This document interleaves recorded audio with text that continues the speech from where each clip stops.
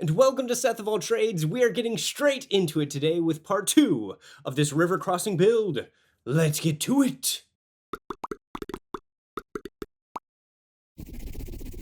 Alright, part 2. So before throwing paint on this pink foam, I wanted to add some rocks, some elements for players to interact with, and to provide some texture and variety to the surface. So once we got that dialed in, it was on to priming.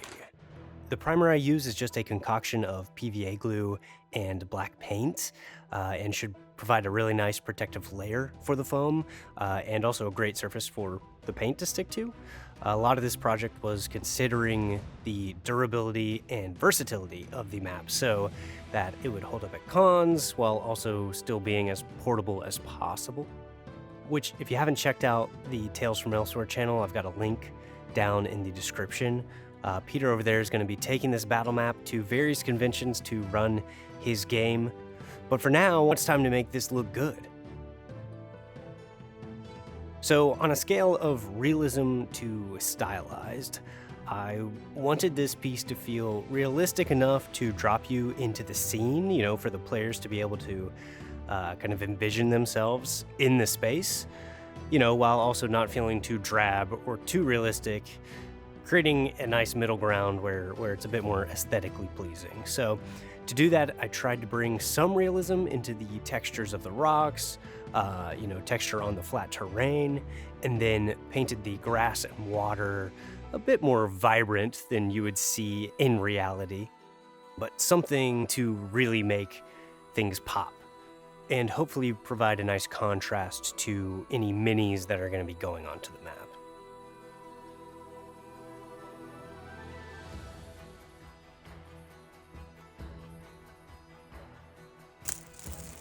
After getting the paint down, I wanted to take one more step to really level up this map.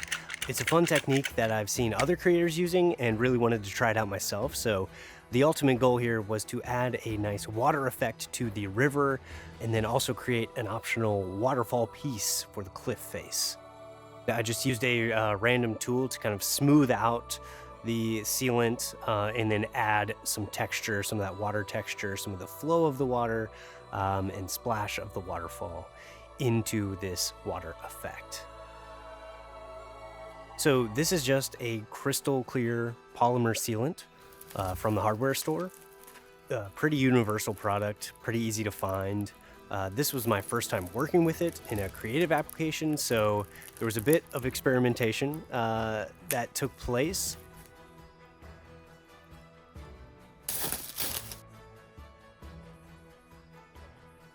Each of these terrain pieces is an 8-inch by 8-inch piece that's held together by magnets, so the full battle map ends up at a 16 by 24, so a nice hefty sort of presence at the table.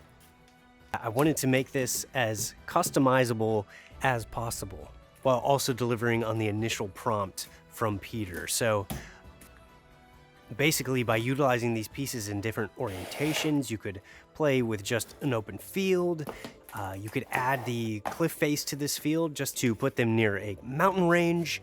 Alternatively, you could put them on a very narrow river map, or even surround that river map with the other cliff face pieces, to create a very close, confined ravine that they're fighting in.